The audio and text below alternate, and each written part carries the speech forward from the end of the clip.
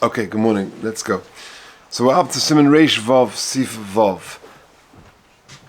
Reish Vav Sif Vav. And what we're going to discuss in this Sif is what happens if you pick up a fruit and you make a bracha, and then as you're about to bite into it, you realize that it's bad, or you drop it on the floor, or something like that. So, interesting halacha. Says the Machaba Sif Vav, Notel biyodoi pri la'ochle. You take a fruit in your hand to eat it, or beirach olav, and you make a bracha, v'nofel miyodoi, v'ne'evad oinimas, and it slips out of your hand, and either it rolls away and you can't find it, you're on the top of a hill, oinimas, or it becomes soiled, it sort of falls into the sand or to the earth, and you can no longer eat it. Tzorich lachzoi v'levorich, you have to make a new bracha if once you've washed it off, or once you find another fruit. Let's say you get another fruit, you have to make a new bracha. Even if there were more apples in the bag or something, but because I was holding this fruit and my kavanah was on this fruit, and now this fruit is no longer, and I've got to go to the bag to get another fruit, so then I've got to make a new bracha on the second fruit. Why? Says the Ramah, Rak shelohi daitei olav. Because my mind wasn't on this fruit to eat it. But because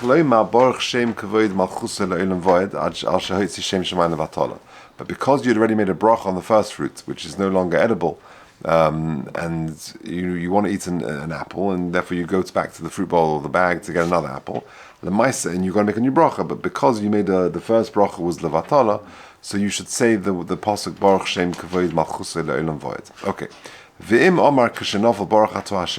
If you only said the words Baruch Ato Hashem, v'loi omar Elokeinu, but you didn't say more than that, you didn't say the next word Elokeinu, Yesayim v'yoymar lamdeni chukecha. You do the famous trick and you say Baruch Ato Hashem lamdeni chukecha, which is a pasuk in Tehillim, and therefore you've saved yourself the bracha of Atala. She'nira kakari pasuk, but as if you're reading a pasuk. Ve'im kal moitzi shem shemayim levatala, and therefore you haven't said the Shem Hashem levatala. If you're standing by like a canal of water and you make a bracha and you drink, even though the water wasn't in front of you as you made the bracha, because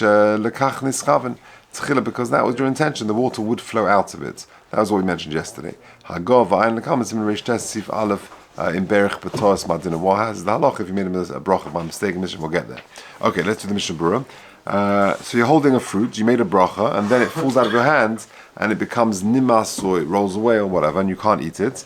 V'hu adin, says Mishnah Berurah, Chavdalet, b'motzeh shenirkav. If you pick up a fruit and you see that it's soiled, it's moldy, it's rotten or something, ve'en roi la'achila klal, v'noitel acher, and you take a second fruit, and then you make a bracha on the second fruit. However, if it was even partially roy lachila, was partially edible, so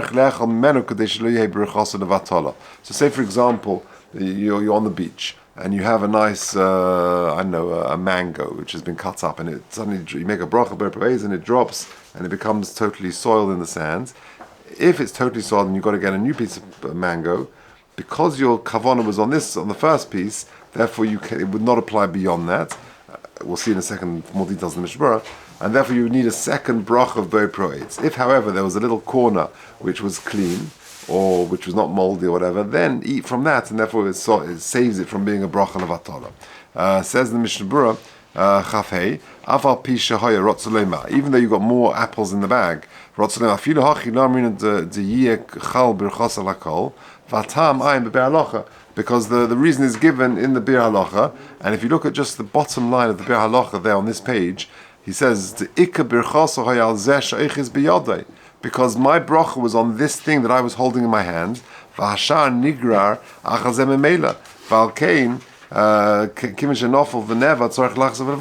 since your kavanah was on this particular fruit, if it now gets ruined or is spoiled in some way, therefore your bracha is gone. Okay, carrying on the Mishnah Berurah, Chaf Vav, Rak shelohi adaita rotzolema shelohi adaita beferish b'shas bracha al kulam rak b'stoma. Your mind was not on any other one, but on this apple or this piece of fruit in front of you. Because if your bracha was on the other fruit in front of you, or in the bag, or in the bowl, wherever you were, then you would not need to make a new bracha, because your mind was on whatever was there. Even if it wasn't on the shulchan, but you knew there was more fruit inside in the kitchen or in the bag, and you had in mind to have more fruit, then you would not need to make a new bracha. Actually, before that, let's just have a quick look at 52. The footnote in 52 says,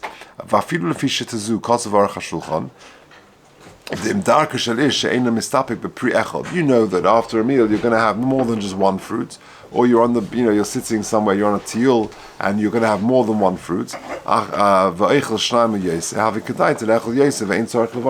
If you know you're going to have more than one, so therefore even if the first one spills and falls into the mud or something and you can't eat it, so in that situation you know you're going to have more, so you don't need to make a new bracha. Carrying on the Mishnah Berurah, we're 1, 2, 3 lines down in the Mishnah Berurah, the ends of the line.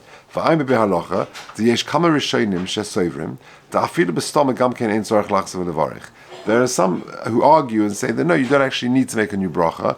It's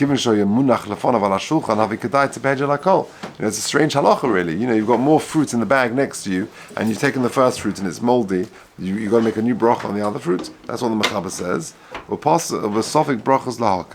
And therefore he concludes Sofik brachas lahakel, which therefore means that in our situation, if let's say you're on a teal and there's a food bag with lots of fruits and other things in it, and you take one of the fruit, you borrow brachas, and you look at it, it's moldy. So if there's a little bit which is not moldy, eat that. But otherwise, it's bad fruit. According to the Shulchan Aruch, you've got to make a new bracha. But because of Sofik brachas lahakel, if there's more fruit in the bag next to you, then just take another fruit and do not make a new bracha on it. Okay. Beirach al peiros, carrying on the Mishnah Berurah. Beirach al peiros. That's only if you have das. Even if you don't have das to eat. If you have das to eat more, then for sure you don't make a new bracha. But if you did not have das to eat more, because other Rishonim hold that ein tzarich lachzav levarich, and therefore Sofik brachas would tell me that I do not need to make a new bracha on the second fruit. Say that? Okay. Beirach al peiros. You make a bracha on fruit, and you made a bracha on an apple, and then suddenly they bring in this delicious apple, which is even nicer. Eat the first one that you made a bracha on first, because that was the one you made a bracha on. After you die to lifter hayofim, even though you intend that bracha is going to cover other fruit that is going to come, and the other fruit may be nicer, but since you made the bracha on that first fruit, you should make the bracha and eat that. And if you do not have in mind to exempt any subsequent nicer fruit, and suddenly they bring beautiful grapes in, so then you need to make a new bracha on that. Oh, sorry, I gave a bad example. It's min echad. It's all one type of fruit. They brought nicer apples in, so then you would not need to make a new bracha. Okay. So a person made a bracha on a glass of water, and then he never heard that there was a mace in the sound. You drink a little bit and then pour out the rest. Now, what's that about? If you look at 56, he explains, Haminag is lishbech mayim she'uvim shebeshchunas hames. That you throw out mayim she'uvim. Mayim she'uvim means as opposed to running live water from a brook or from a river or something, but it's water which is shuvim, which is in a bottle or something, which is in a bowl or a cup or something. Move b'shulchan aruch in Yerodeh siman shin lamed tesif hey, or b'tam adov kosav hashach sheyodu hakol sheyesh mikra moves. There was an incident there, a person passed away. V'lo yitztarich lo'dia b'peh. The reason is you don't want to actually say it b'peh. V'yemoitzi diba, and therefore you're sort of like a code. You pour out the mayim shuvim, people will know there's a mace be'er, but you don't actually say it. Maybe it's a bad omen or whatever.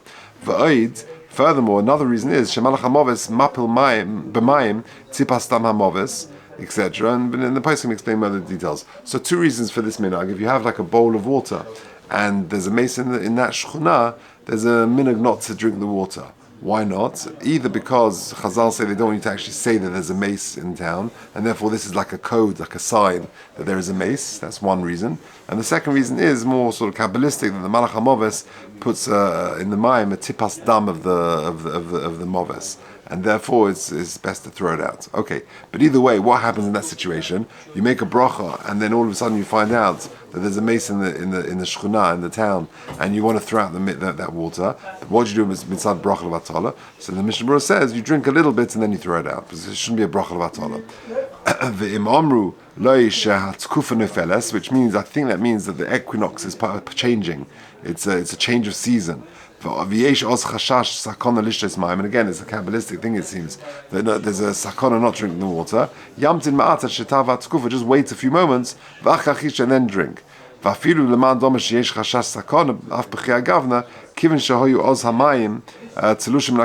the water was detached from the ground,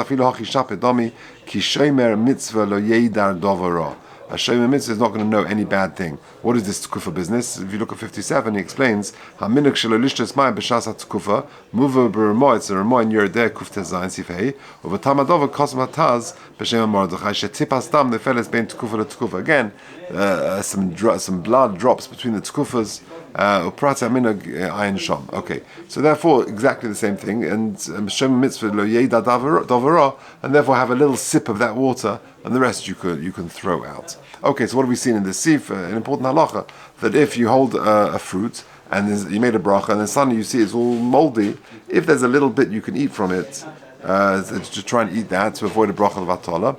The Shulchan Aruch paskins that you now have to make a new bracha on a new fruit. The Mishnah Berurah brings, because other Rishonim argue with it, Sofik brachas lahaka, and if there are other fruit around, then you would not need to make a new bracha. And certainly, if you had in mind to have more fruit anyway, or your normal conduct is to have more fruit, then you would not need to make a new bracha. Okay.